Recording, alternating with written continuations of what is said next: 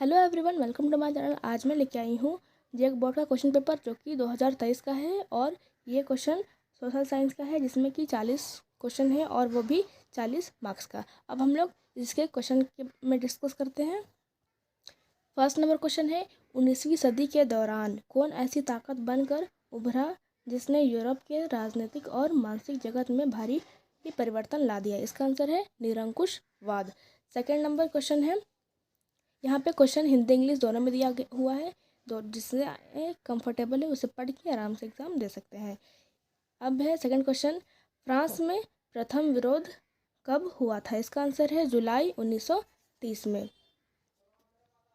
Third number question है, 1804 की नागरिक संहिता जिसे आमतौर पर नेपोलियन की संहिता के नाम से भी जाना जाता है, उसने फ्रांस में सुधार के लिए क्या कदम उठाया। इसका हमें ऑप्शन दिया हुआ है जिसमें कि इसका आंसर होगा इनमें से सभी। फोर्थ क्वेश्चन है, 1917 में गांधी जी ने खेड़ा जिले के किसानों की मदद के लिए सत्याग्रह का आयोजन किया था। खेड़ा भारत के किस राज्य में स्थित है, तो इसका आंसर हो जाएगा गुजरात। फिफ्थ नंबर क्वेश्चन है, साइमन कमीशन भारत क्यों आया।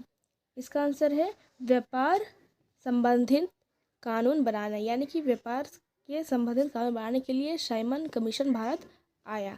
सिक्स क्वेश्चन है, 1940 के दशक के मध्य में आइलैंड में किसी बीमारी के कारण निम्न में से कौन सा फसल खराब हो गया जिससे लाखों लोग भूखमरी के कारण मौत के मुंह में चले गए। इसका आंसर है आलू। 7 नंबर क्वेश्चन है,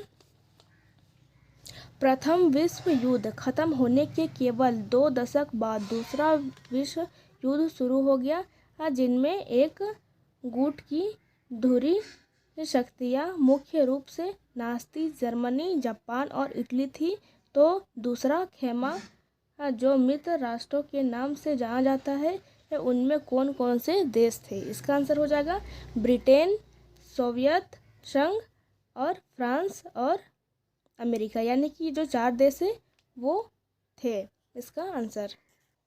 क्वेश्चन नंबर 8 है, 1929 की आखिरी मंदी के कारण दुनिया के ज़्यादातर हिस्सों में निम्न में से किसकी भयानक गिरावट दर्ज की गई। तो इसका आंसर हो जाएगा इनमें से सभी, यानी कि उत्पादन, रोजगार और आय और व्यापार सारा में आर्थिक मंदी का काफ़ी प्रभाव पड़ा था।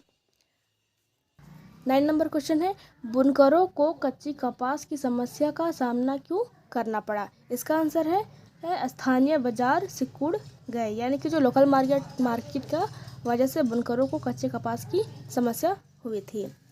10 नंबर क्वेश्चन है, 19वीं शताब्दी के दौरान ब्रिटेन में सर्वाधिक गतिशील उद्योग कौन से थे।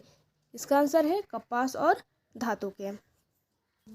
11 नंबर है, मुद्रण तकनीक सबसे पहले कहाँ विकसित हुई। तो इसका आंसर है चीन। 12 नंबर है, निम्न जातीय आंदोलन के मराठी प्रणेता कौन थे जिन्होंने अपनी पुस्तक गुलामगिरी में जाति प्रथा का अत्याचारों पर लिखा है। इसका आंसर है ज्योतिबा फुले। 13 नंबर क्वेश्चन है, समाप्यता के आधार पर संसाधनों को 2 भागों में बांटा जाता है, उनके नाम है नवीकरणीय और अनवीकरणीय। नवीकरणीय वो संसाधन होते हैं जिसे हम दोबारा यूज़ कर सकते हैं, जैसे कि सौर ऊर्जा और पवन ऊर्जा। अनवीकरणीय वो संसाधन होते हैं जो कि लिमिट होते हैं, जैसे कि पेट्रोलियम, कोयला, प्राकृतिक गैस आदि। 14 नंबर क्वेश्चन है, संसाधनों के अंधाधुंध शोषण के कारण किस प्रकार का वैश्विक पारिस्थितिक संकट पैदा हो गया है। तो इसका आंसर है इनमें से सभी, यानी कि भूमंडलीय तापमान का भी और ओजोन लेयर अवक्षय का भी और पर्यावरण प्रदूषण का भी संकट हो गया है। 15 नंबर क्वेश्चन है, वनों और वन्य जीवन का संरक्षण करना आवश्यक है क्योंकि इससे। तो इसका आंसर हो जाएगा इनमें से सभी, यानी कि जितना ऑप्शन दिया हुआ है सारे चीज़। अब है 16 नंबर क्वेश्चन, वन और वन्य प्राणियों के संरक्षण के लिए किस प्रकार के वनों को सर्वाधिक मूल्यवान माना जाता है? तो इसका आंसर है आरक्षित वन। 17 नंबर क्वेश्चन है, प्रचुर मात्रा में जल उपलब्ध होने के बावजूद जल किन कारणों से प्रदूषित और मानव उपयोग के लिए खतरनाक बनते जा रहे हैं? तो इसका भी आंसर है उपरोक्त इनमें से सभी, यानी कि जितने भी ऑप्शन दिए हुए हैं सारे होगा इसका आंसर।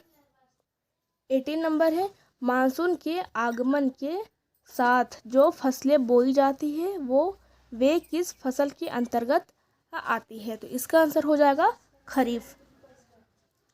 अब है 19 नंबर क्वेश्चन, जो कि है पवन और सौर ऊर्जा संसाधनों के बहुतायत भारत के किस राज्य में अधिक पाई जाती है? तो इसका आंसर हो जाएगा राजस्थान। 20 नंबर है, जल और उर्वरक के अधिक और अविवेकपूर्ण प्रयोग से किस प्रकार की समस्याएं पैदा हो गई है? तो इसका आंसर भी हो जाएगा इनमें से सभी, जितने भी ऑप्शन दिया हुआ है वे सारा। अब है 21 नंबर, औद्योगिक विकास की रीढ़ के रूप में किस खनिज को महत्वपूर्ण माना जाता है? तो आंसर हो जाएगा लौह अयस्क। 22 हो जाएगा, निम्न में से किस प्रकार के खनिजों का प्रयोग आणविक ऊर्जा के उत्पादन में किया जाता है? तो इसका आंसर हो जाएगा यूरेनियम और थोरियम। 23 है, वायु प्रदूषण निम्न में से किस पर अपना दुष्प्रभाव डालता है? तो इसका आंसर हो जाएगा इनमें से सभी, यानी कि मानव स्वास्थ्य पर भी और पशुओं पर भी और पौधों पर भी। 24 हो जाएगा, बेल्जियम में अल्पसंख्यक के रूप में किस भाषा के बोलने वाले लोग तुलनात्मक रूप से ज़्यादा प्रसिद्ध और ताकतवर रहे हैं? तो इसका आंसर हो जाएगा फ्रेंच भाषा। अब है 25, जब 1956 में श्रीलंका में कानून बनाया गया तो उसमें किन किन बातों को जोड़ा गया? तो इसका भी आंसर हो जाएगा इनमें से सभी, यानी कि ये सारे जो बातें हैं इन सबको ध्यान में रखा गया और इन सबको जोड़ा गया था। 26 नंबर है, निम्न में से कौन कार्यपालिका और विधायिका द्वारा बनाए गए कानूनों पर अंकुश रखता है? तो इसका आंसर है न्यायपालिका। 27 है, पोखरण जहां भारत ने 1998 में अपने परमाणु परीक्षण किए, वह भारत के किस राज्य में स्थित है? तो इसका आंसर हो जाएगा राजस्थान। 28 नंबर है, सामाजिक विभाजन अधिकांशतः आधारित होता है? इसका आंसर है जन्म पर। 29 नंबर है, सांप्रदायिक राजनीति इस सोच पर आधारित होती है कि धर्म ही सामाजिक समुदाय का निर्माण करता है। इस मान्यता के अनुकूल सोचना क्या कहलाता है? तो इसका आंसर है सांप्रदायिकता। 30 नंबर है, निम्नांकित में से किस राज्य में शिशु मृत्यु दर सबसे कम है? तो आंसर हो जाएगा केरल। 31 में है, निम्न में से किसे औसत आय भी कहा जाता है? तो इसका आंसर है प्रति व्यक्ति आय, यानी कि पर कैपिटा इनकम। 32 में है, सामाजिक और निजी क्षेत्र किस आधार पर विभाजित है? तो इसका आंसर हो जाएगा उद्यमों के स्वामित्व के आधार पर। 33 हो जाएगा, कौन सा क्षेत्र भारत में सबसे बड़े रोजगार उत्पादक क्षेत्र के रूप में जाना जाता है? तो इसका आंसर हो जाएगा तृतीयक क्षेत्र। 34 है, निम्न में से कौन महत्वपूर्ण मध्यवर्ती भूमिका प्रदान करके आवश्यकताओं के दोहरे संयोग की ज़रूरत को खत्म कर देती है? तो इसका आंसर हो जाएगा मुद्रा यानी कैपिटल या करेंसी। 35 है, सामान्यतः बहुराष्ट्रीय कंपनियां उसी स्थान पर उत्पादन इकाई स्थापित करती है, जहां इसका आंसर हो जाएगा इनमें से सभी, यानी कि जितना ऑप्शन दिया हुआ है सारा कुछ। 36 में है विभिन्न देशों के बाजारों को जोड़ने या एकीकरण में निम्न में से कौन सहायक होता है? तो इसका आंसर है विदेशी व्यापार, यानी कि फॉरेन ट्रेड। 37 में है 1960 के दशक में व्यवस्थित रूप में उपभोक्ता आंदोलन का उदय निम्न में से किन कारणों से हुआ था? तो इसका आंसर है इनमें से सभी, यानी कि जितना ऑप्शन दिया हुआ है सारा। 38 नंबर है संविधान में संशोधन करके लोकतांत्रिक शासन व्यवस्था के तीसरे स्तर को किस प्रकार बनाया गया है? इसका आंसर है शक्तिशाली या और प्रभावी। 39 नंबर है अन्य जाति समूहों से भेदभाव और उन्हें अपने से अलग मानने की धारणा निम्न